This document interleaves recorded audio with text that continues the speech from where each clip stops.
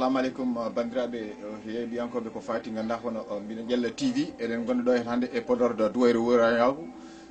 en gari noon e fedde ganduɗa fedde yontane taw ko fedde wiyetede ganduɗa Hayyo Baba taw ko sukaɓe dariɓe susɓe joguiɓe semme gam ɓamtude ko fati kala ko yewti to banggue dande leñol fedde nde noon eɗen gonde mabɓe ɗo ɓe gari ko taw ɓe ɓami arde ɗo guila ko 2017 hande o Allah waɗi fartange ɓe mbi ko soyne noon so sami foti ko hoccede eɗen darde mabɓe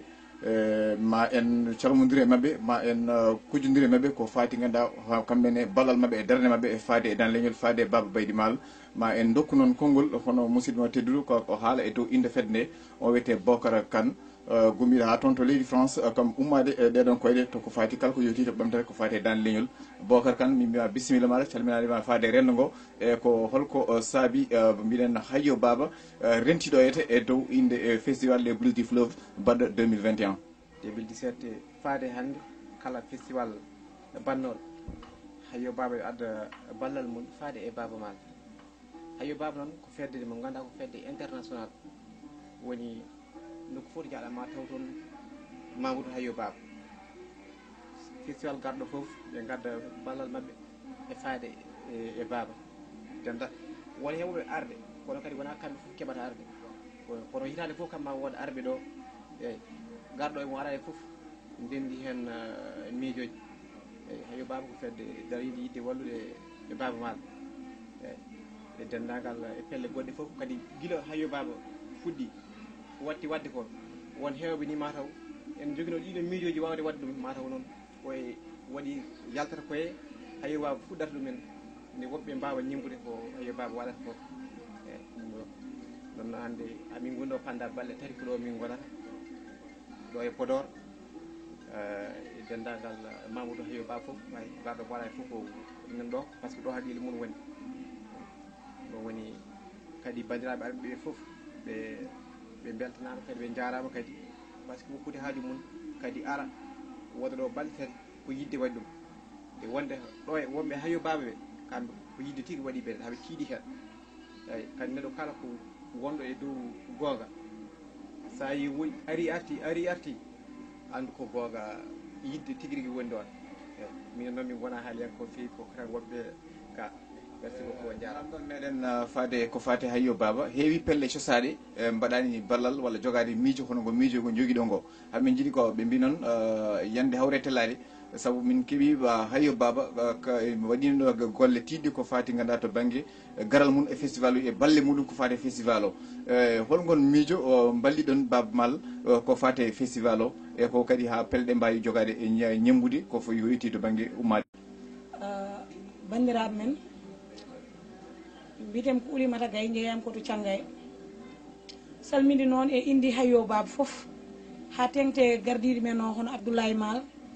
kono noon kadi jetteten Allah jetteten sababu baɗɗo ha mbaɗɗen délégation poɗɗe ni joguiɗen hen fedde mawde pour ardi kadi hawrude hen wona hunde wemde kono mbeɗa sikki ko yitere yahat ɗo yiiɗa kono koyngal kala to yetti ene yiiɗi ɗon wadde en calminat El Hadji Baba Malo no kewmi wiide ni gorko dimi danejo perɗo labde majjata maytata kala ɗo minen kaale ɓuurima kadi min tampata nde tawno golle ma e balle ma e ɓiɓɓe fulɓe kala pullo ene yiito hen hoore mum wadde so tawi Fouta foof hande rendi ɗo saabu sa wi guila tulde dimat ha wiyanma ko ɗo ko damgue Guénar ala ɓiɗɗo mbo ala e Hayyo Baba wadde ko dañde beelami mawɗo kadi minen fottuɓe ɗo hande ko yiɗidirde saabi Allah e nelaɗo mum woni ɗo kala ko wona yidde Allah e nelaɗo mum jutta mbeɗa wawi wiide ɓeɗo ɓe dardima ɗo hande mataw ko min woni ɗo garde hen ça fait 4 fois ko ni noon yarat par ce que hitande fof ma wooda arɓe taw meeɗano arde ɓeɗo eten tawaɓe hande yo Allah rokka men kadi tawtirɗum ɗo minen foof kadi mo wuuri ha yeeso mumen amin ɓeydo taw min ustaji ko kalɗa e Hayyo Baba ko somi yiɗimama hen jabade ko puɗɗima hen foof gasata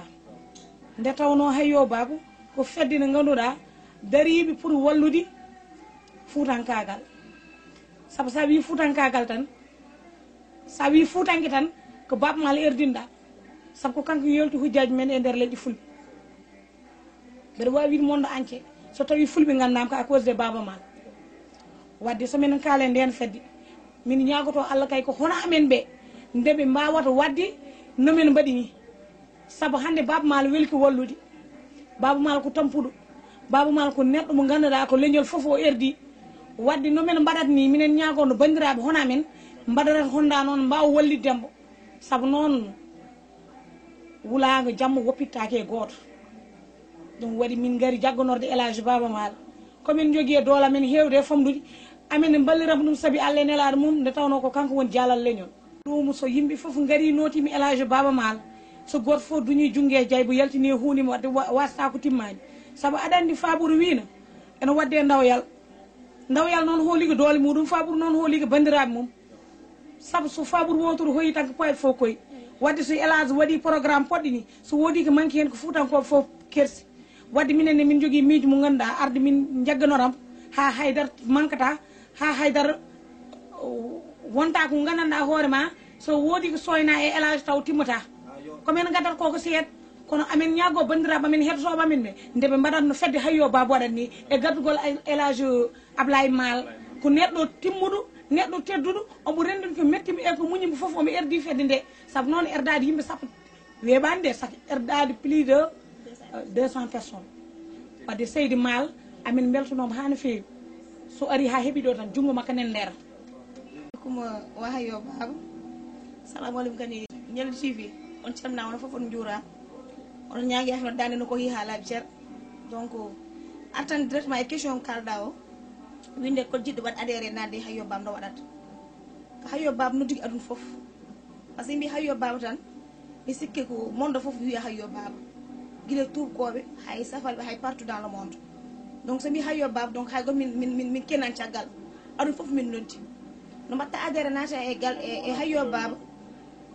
Baba waɗi charte uji waɗi carte membre waɗi cotisation année les carte membre min jogui ɗo ɗi carte membre hayyo Baba ko 5000 francs cotisation année ko 10 000 chaque année min mbaɗa renouvelé go fi 10 000 francs min mbaɗe caisse par ce que kadi ko haaliss o ko normal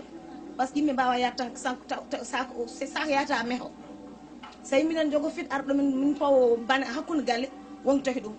par ce que tagi hayyo Baba wonko mofti wonko joguite hay goɗɗo ɗamnaki ko koye men min mbaɗen par ce que min gari min ñamin koye men minen kasto minen ñaminen jaat wonko taki ɗum donc ɗum ren adhéré hayyo Baba kala jiɗɗo arde bismi mum nodda sa ari ganda chattoy hayyo Baba